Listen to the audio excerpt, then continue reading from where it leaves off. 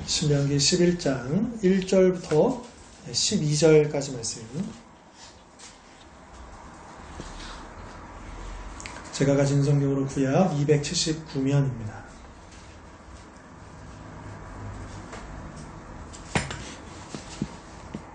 (11장) 1절부터 12절까지 한 절씩 교독하시겠습니다. 그런즉 내 하나님 여호와를 사랑하여 그가 주신 책무와 법도와 규례와 명령을 항상 지키라. 너희의 자녀는 알지도 못하고 듣지도 못하였으나 너희가 오늘날 기억할 것은 너희의 하나님 여호와의 교훈과 그의 위엄과 그의 강한 손과 크신 팔과 애굽에서 그 왕 바로와 그 전국에 행하신 이적과 기사와 또 여호와께서 애굽 군대와 그 말과 그 전국에 행하신 일, 곧 그들이 너희를 뒤쫓을 때에 홍해의 물로 그들을 덮어 멸하사 오늘까지 이른 것과 또 너희가 이곳에 이르기까지 광야에서 너희에게 행하신 일과 누구의 자손 엘리야의 아들 다단과 아비에게 행하신 일, 곧 땅이 입을 벌려서 그들과 그들의 가족과 그들의 장막과 그들을 따르는 온 이스라엘 혈통 가운데서 모든 것을 삼키게 하시니라. 너희가 여호와께서 행하신 이 모든 큰 일을 너희의 눈으로 보았느니라. 그러므로 너희는 내가 오늘 너희에게 명한 모든 명령을 지키라. 그리하면 너희가 당성할 것이요 너희가 건너가 차지할 땅에 들어가서 그것을 차지할 것이며 또 여호와께서 너희의 조상들에게 맹세하여 그들과 그들의 후손에게 주리라고 하신 땅 곧 젖과 꿀이 흐르는 땅에서 너희의 날이 장구하리라. 내가 들어가 차지하려는 땅은 내가 내 땅과 같지 아니하니 거기에서는 너희가 파종한 후에 칼로 물대기를 채소밭에 댐과 같이 하였거니와 너희가 건너가서 차지할 땅은 산과 골짜기가 있어서 하늘에서 내리는 바를 흡수하는 땅이요 내 하나님 여호와께서 돌보아 주시는 땅이라. 연초부터 연말까지 내 하나님 여호와의 눈이 항상 그 위에 있느니라. 아멘.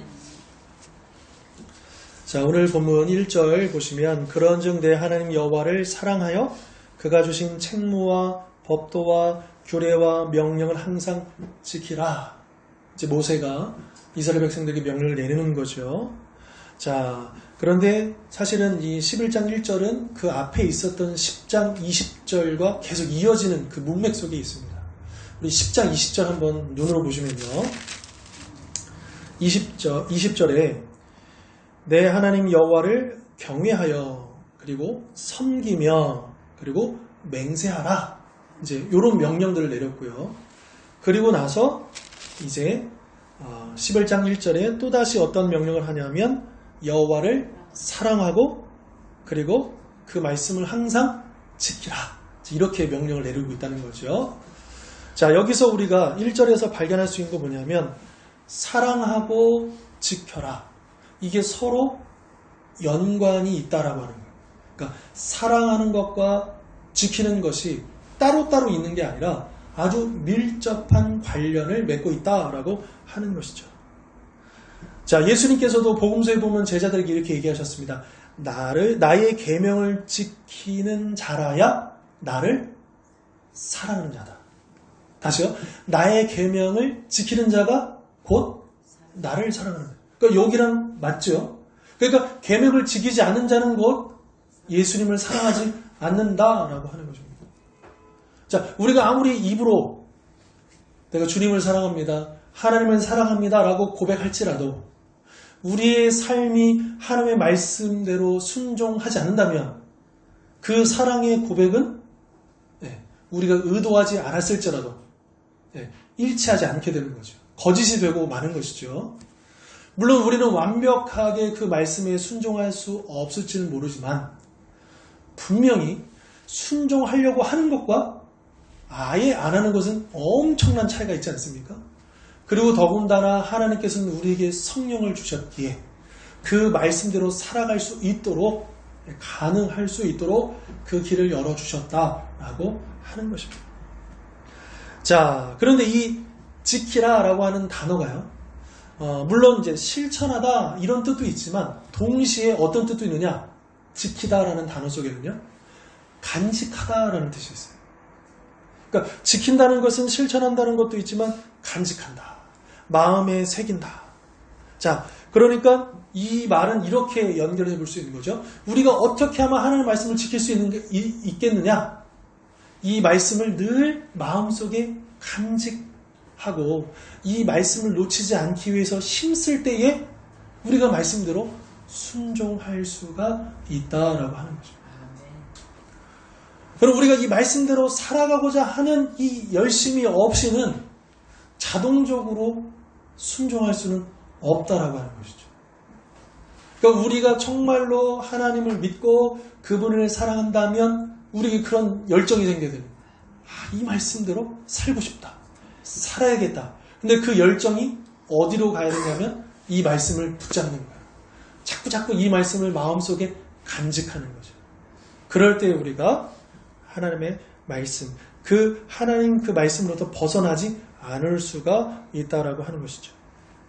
결국 하나님에 대한 사랑은 얼마나 하나님의 말씀과 그 약속을 사모하는가, 또 얼마나 그것을 소중히 여기는가, 또 얼마나 그대로 순종하며 살려고 하는가, 바로 여기에 우리가 하나님을 사랑하는 것이 달려있다라고 하는 것입니다.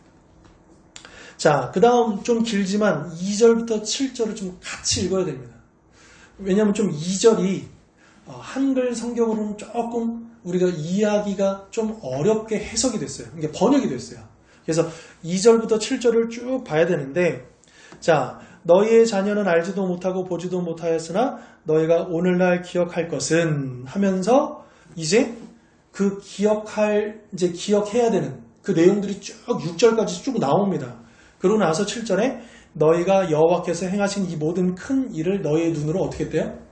보았다라고 했거든요. 근데 2절 다시 한번 보시면 너희의 자녀는 알지도 못하고 또 뭐예요? 보지도. 그럼 2절은 보지도 못했다 그러고 7절은 보았다 그러고 이 누구 말이 이게 뭐가 맞는 겁니까? 왜 이런 차이가 나는 것일까요? 2절과 7절의 차이점을 혹시 발견하시겠습니까? 2절. 요 단어에서 한번 찾아보십시오. 표현이 다릅니다. 너희 자녀는 알지 못하더니 7절에서는 너희가 그렇죠. 너희 자녀와 너희예요. 자, 그러면 하나 더 질문 드릴게요. 그럼 너희가 누구예요? 너희. 지금 신명기 이 모세의 설교를 듣고 있는 너희. 이 당시에 너희가 누구예요? 2세대들이죠. 그러면 이 2세대들의 자녀들은 누구예요? 이제 3세대고 가나안 땅에서, 그러니까 이 광야에서는 20세 미만일 것이고요.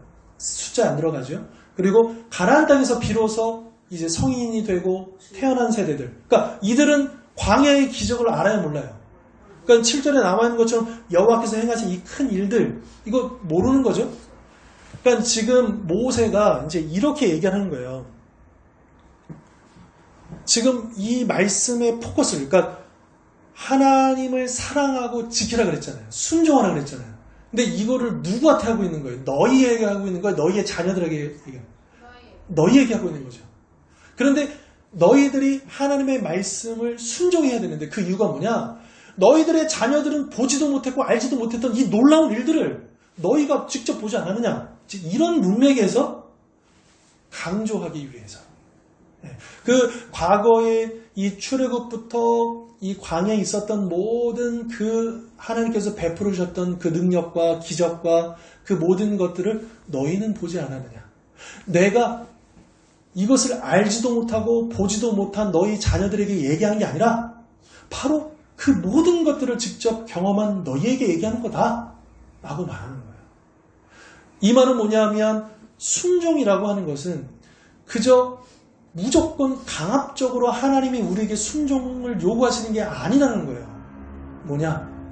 이미 하나님이 우리에게 이런 놀라운 일들을 베풀어 주셨고 그것에 근거해서 그 은혜를 받은 자로서 우리가 마땅히 순종해야 되지 않겠느냐라고 말씀하고 있다라고 하는 거예요. 그런 문맥을 이해할 때에 우리가 2절과 7절의 요 좀 애매한 이 번역을 우리가 이제 이해할 수 있고요.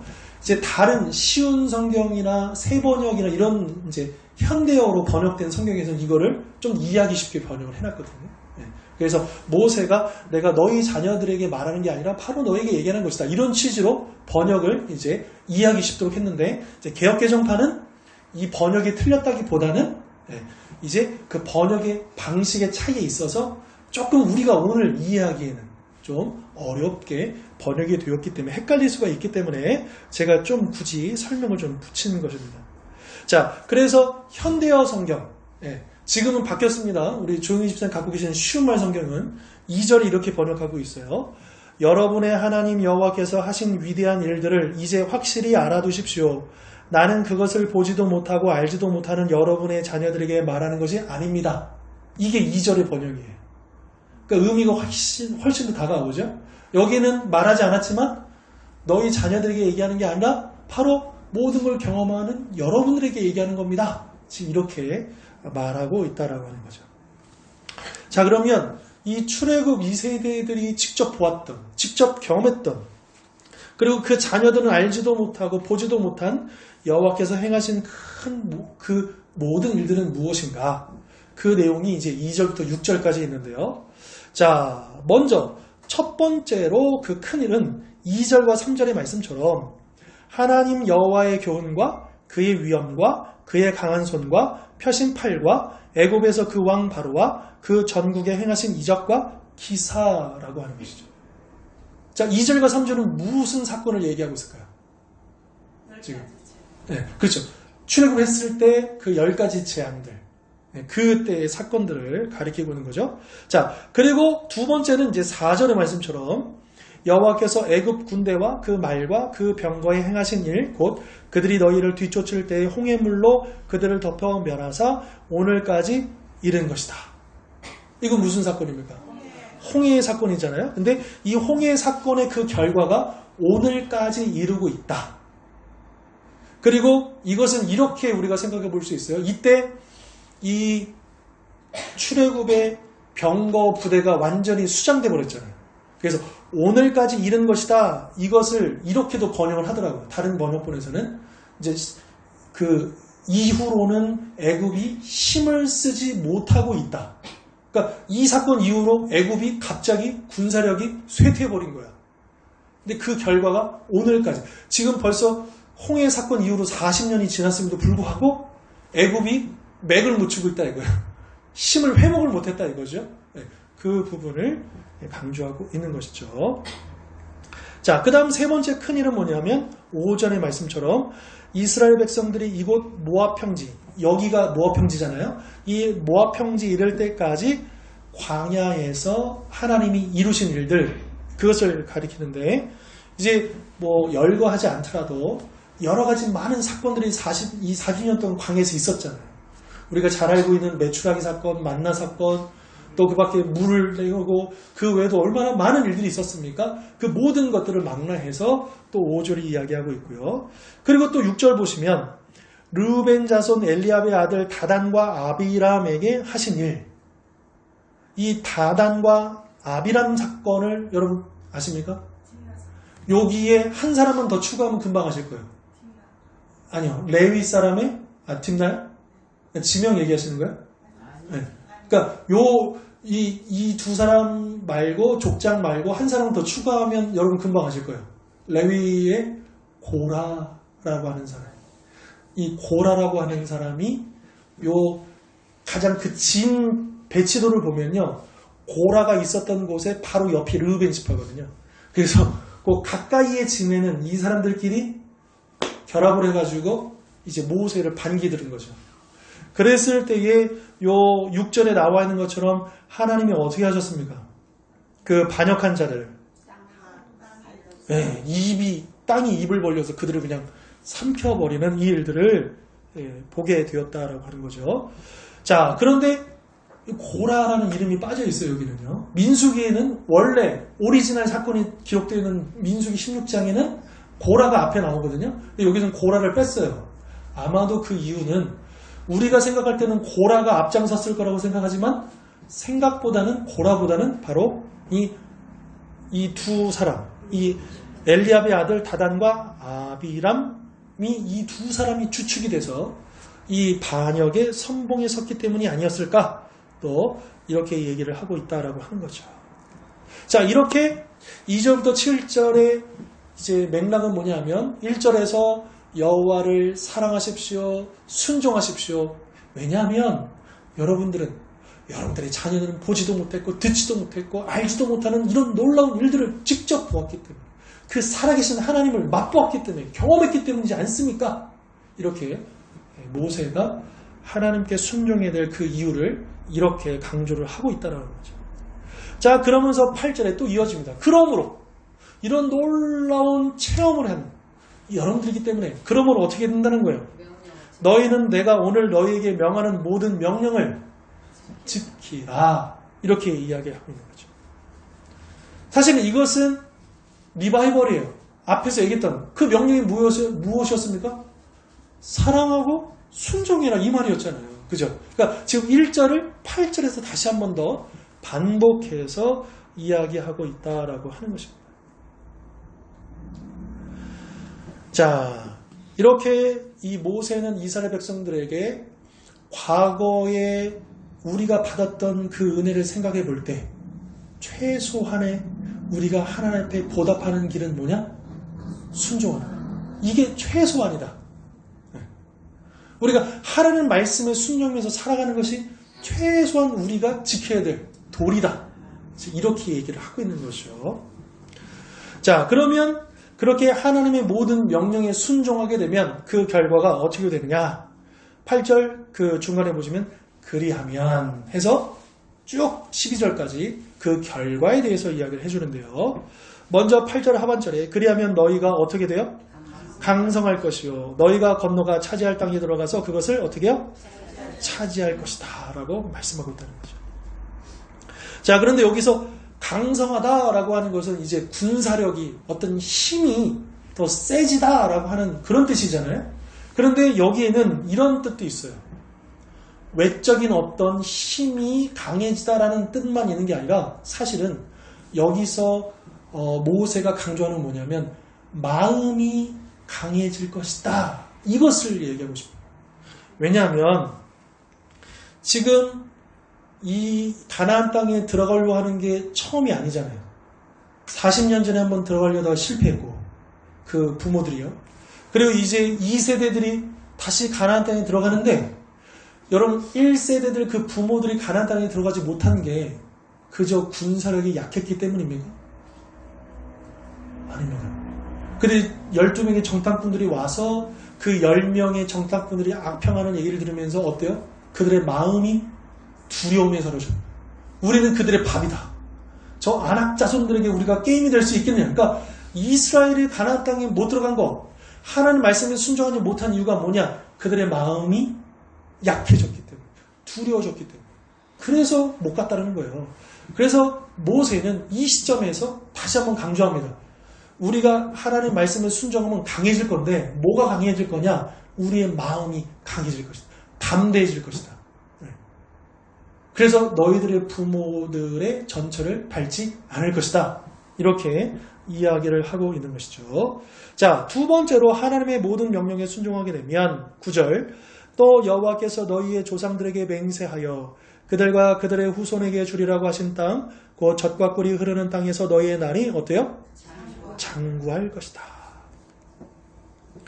여러분 구약 성경에서는 계속해서 이것이 많이 나옵니다. 여러 번 나옵니다. 하나님의 말씀에 순종하는 자가 이 땅에서 오래 산다는 거예요. 말 그대로.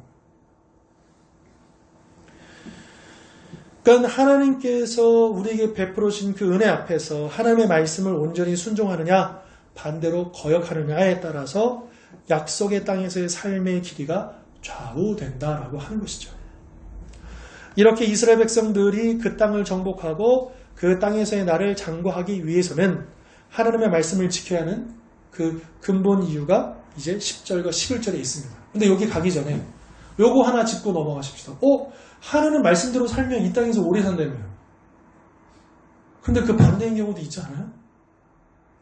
아니, 인간의 눈으로 보면 오히려 하나님 말씀대로 그렇게 안 사는 사람들이 더 오래 사는 것 같고, 오히려 하나님을 사모하는 사람들이 더 일찍 죽는 것 같지 않아요?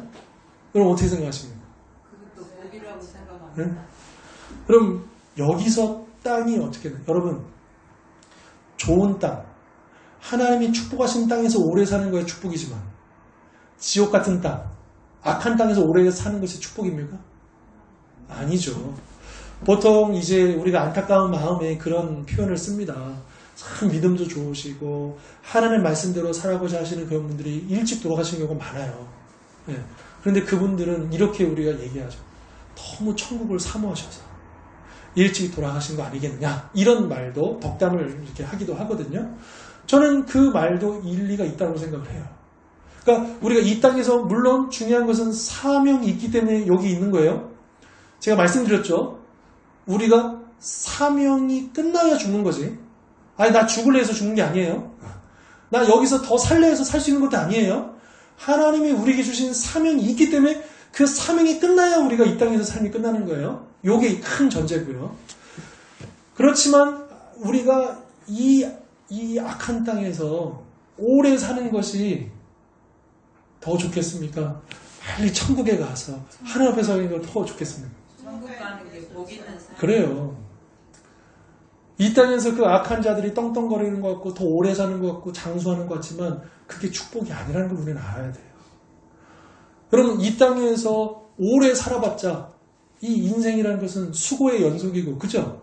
네. 헛된 뿐이에요. 아무리 좋은 것을 먹고 아무리 좋은 것을 입고 아무리 좋은 것을 살아도 그때뿐이에요. 그죠? 여러분, 우리가 어디서 영원히 살아야 됩니까? 천국, 하나님 나라에서 영원히 살아야 돼요. 근데 누가 천국에 들어가느냐? 하나님 뜻대로 행하는 자, 하나님 말씀대로 순종하는 자가 천국에 가는 거예요. 자, 다시 돌아가세요. 자, 그러면 이 가나안 땅을 정복하고 가나안 땅에서 나를 장구하기 위해서 하나님의 말씀을 지켜야 하는 그 이유가 뭐냐? 도대체 그 땅이 어떤 땅이 있길래 우리가 더 그렇게 하나님의 말씀에 순종해야 되느냐? 이거거든요. 10절과 11절. 이제 10절에 보면 한글 성경은 생략했지만 왜냐하면 이렇게 시작해요. 그래서 10절에 왜냐하면 내가 들어가 차지하려는 땅은 내가 나온 애굽 땅과 같지 않기 때문이다. 가나안 땅하고 애굽 땅하고 전혀 차원이 다른 땅이다 라고 하는 거예요. 자, 그러면 어떻게 다르냐? 거기가 어디예요? 애굽 땅에서는 너희가 파종한 후에 발로 물대기를 채소밭에 댐과 같이 하였거니와. 자, 애굽에서는 농사를 지려고 하는데 이 애굽에는 나일강이 있잖아요. 그런데 이 논밭에다가 물을 대기 위해서 어떻게 한다는 거예요? 발로 물대기. 이게 뭐라고 생각하십니까? 네. 일단 근본적인 의미가 그거 맞고요. 이옥규 권사님 말씀하신. 그러니까 사람이 수고를 해야지만 물을 끌어올 수 있는 구조라는 거예요. 근데 여러분, 발로 물댄다는 게 뭘까요? 발로 물댄다는 거. 그렇죠.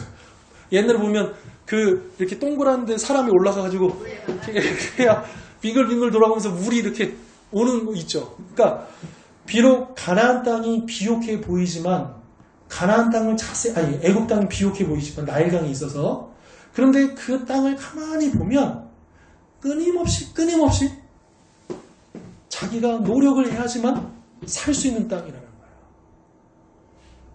그런 땅인데, 반면에 너희가 건너가서 차지할 땅, 가나안 땅은 어떤 땅이냐? 산과 골짜기가 있어 하늘에서 내리는 비를 흡수하는 땅이다라고 하는. 이 말은 뭐냐면 이 애굽에서는 그 물을 공급하기 위해서 엄청나게 수고를 해야 되지만, 그러나 가나안 땅에서는 그럴 필요가 없다라고 하는 거예요. 왜냐? 하늘에서 비가 내려서, 그래서 이 산과 골짜기가 그 비를 머금고 그래서 농사를 지을 수 있는 곳이다 라고 하는 것이죠.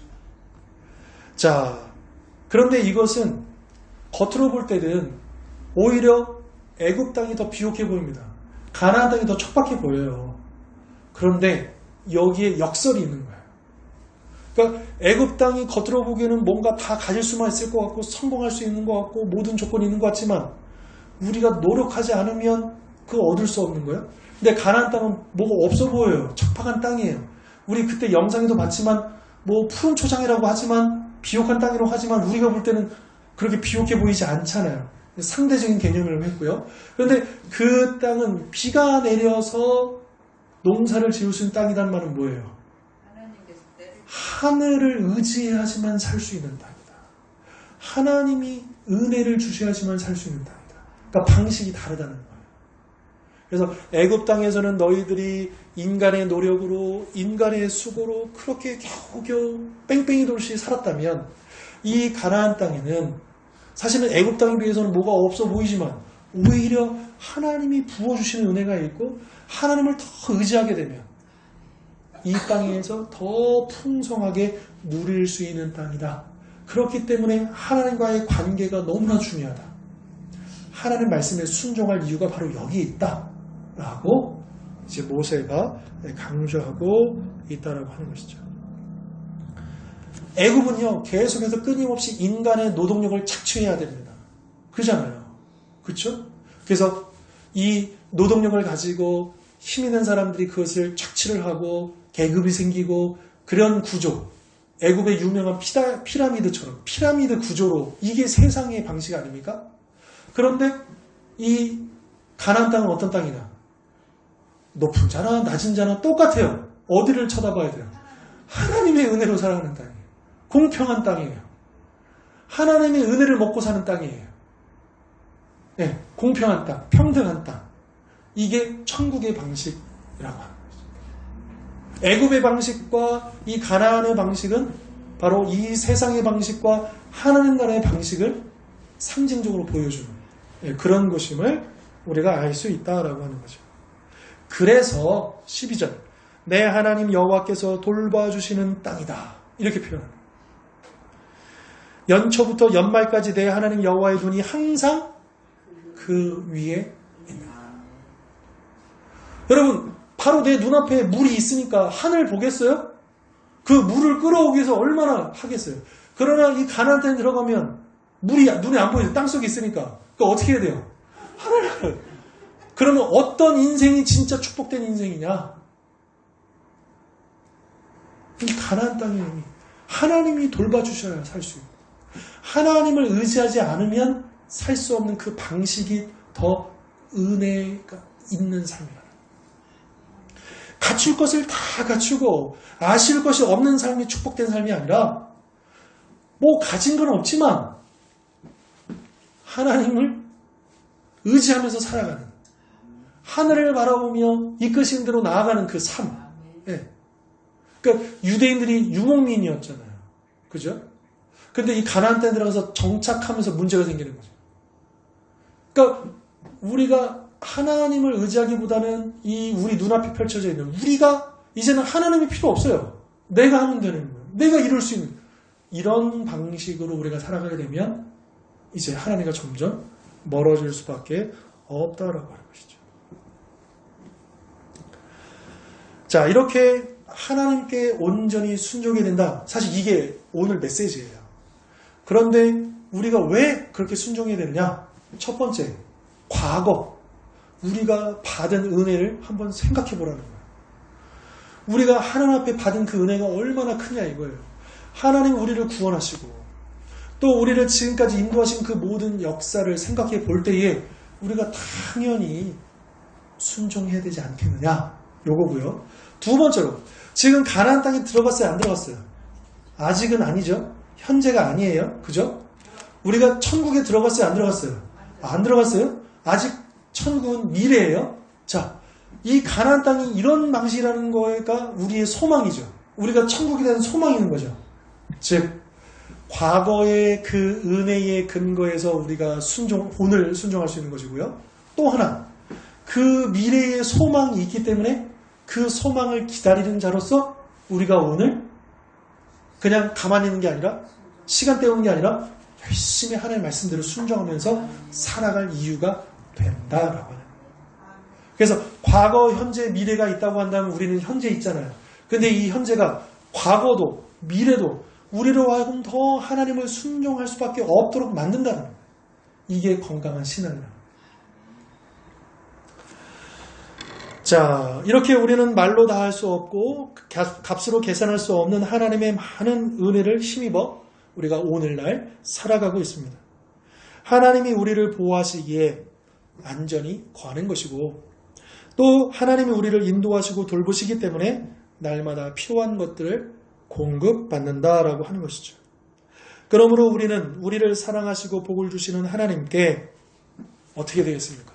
이런 은혜를 주시는 하나님께 감사함으로 우리의 사랑을 그분께 보여드려야죠. 돌려드려야죠. 그것이 바로 뭐냐? 하나님을 사랑하는 게 뭡니까? 예수님을 사랑하는 게 뭡니까? 나의 계명을 가지고 지키는 자라야 나를 사랑하는 자다. 그렇기 때문에 우리가 하나님의 말씀을 소중히 여기는 것이고 이 말씀을 닳도록 읽고 또 이 말씀을 듣고 또 듣고 또 이 말씀을 새기고 또 새기고 그렇게 우리가 이 말씀을 사모하고 이 말씀대로 살아가고자 우리가 그렇게 애쓰면서 살아가는 이것이야말로 하나님을 사랑하는 모습이다 하는 것입니다. 그런 관점에서 오늘 우리가 얼마나 하나님을 사랑하고 있는가? 내가 얼마나 하나님을 사랑하고 있지? 그러면 딱 무슨 생각이 들어야 돼요? 내가 얼마나 하나님 말씀대로 살려고 하고 있지? 이런 질문이 돼야 된다는 거예요. 그러니까 사랑하면 우리가 어떤 로맨스를 생각하시는데 우리가 하나님과 로맨스 하자는 게 아니잖아요. 그죠? 그러니까 우리가 하나님을 사랑한다는 것은 바로 하나님의 말씀에 순종한다는 것. 그렇기 때문에 여러분 하나님을 사랑하십니까? 그럼 우리가 당연히 네라고 하죠. 아멘이라고 하죠. 그런데 그것이 우리의 삶 속에서 이 말씀대로 살아가는 모습을 통해서 드러나야 한다라고 하는 것입니다. 자, 우리 주원교회가 그렇게 하나님을 사랑하는 교회가 되었으면 좋겠습니다. 아멘. 그래서 올 한 해 우리가 더 중요한 거 많죠. 이제 우리 교회 더 넓혀야죠. 우리 교회 더 많이 채워야죠. 좋습니다. 우리가 해야 되고 바라봐야 되고 마음을 모아야 됩니다. 그런데 더 본질적으로 우리가 집중해야 될 건 뭐예요? 하나님 말씀대로 사는 거예요. 순종하는 거예요. 하나님 기뻐하시는 일들을 하는 거예요. 그러니까 우리에게 주신 그 일들을 열심히 하다 보면 어느새 주실 거예요. 하나님께서 채워주실 거예요. 하나님께서 열어주시고 하나님께서 빈자리를 채워주시고 하나님께서 우리에게 필요한 것들을 부어주실 거예요. 이게 하나님의 은혜로 사는 삶 아니겠습니까? 제가 늘 말씀드리죠. 그거 따라가는 거 우상이에요. 그죠? 우리 교회가 더 커져야 된다. 더 많은 이거 따라가면 우상이에요. 그런데 우리가 하나님 뜻대로 말씀대로 순종해야지 하나님을 따라가면 어떻게 되는 거예요? 커지기도 하고 많아지기도 하고 채워지는 거예요. 이렇게 해야 문제가 없지. 자꾸 이제 우리가 조금 이제 기반이 마련됐고 우리가 조금씩 여유가 생겼다고 해서 이제 여기서 우리가 조금씩 기울다 보면 큰일 나는 거예요. 나중에 회복하기 힘든 거예요. 그래서 제가 다시 3년을 얘기한 이유는 여기 있는 거예요. 새 출발하자. 우리 처음 개척했던 마음으로 다시 돌아가자. 여러분 솔직히 얘기해 보십시다. 처음 개척할 때 그때보다도 지금 우리가 더 간절히 하나님을 의지하고 있느냐? 우리 스스로 물어보자는 거예요. 그 마음을 우리가 회복해야 된다는 거예요. 우리가 그만큼 더 간절히 부르짖고 있느냐? 우리 2016년 1월 우리 넷째 주 여기 들어와서 이제 예배 드리자마자 그 주간부터 새벽기도 시작했잖아요. 그때 얼마나 뜨겁게 기도했습니까? 그 자리 지키자고. 그 처음 이제 시작하셨던 우리 성도님들. 그 마음 지금까지 우리가 지켜왔기 때문에 하나님께서 또 이만큼 축복해 주셨다고 저는 믿고 그런데 앞으로도 어떻게 되겠습니까? 그 모습을 지키면 되는 거죠. 저도 마찬가지고 우리 성도님도 마찬가지고 그 마음을 우리가 지키고 하나님을 사랑하고 하나님 말씀대로 하면 그럼 우리가 두려워할 것도 없고 염려할 것도 없고 하나님 주시면 왜 안 주시겠습니까? 하나님 때가 되면 왜 안 열리겠습니까? 우리가 문제죠. 우리가 못 기다리는 건 문제고, 우리가 걱정하는 건 문제고, 우리가 두려워하는 건 문제죠. 사람 걱정, 돈 걱정, 또 그 밖에 여러 가지 많은 걱정들로 우리가 둘러싸여 있는데, 우리가 그들을 다 내려놓고 정말 우리가 집중해야 될 게 무엇인가를 돌아보자는 거예요. 그래서 오늘 말씀 정리합니다. 하나님을 사랑하고 하나님의 말씀을 온전히 지키실 수 있기를 바랍니다. 그래서 그 순종을 통해서 하나님의 축복을 받는 우리 모두가 다 될 수 있기를 주님의 이름으로 축원합니다.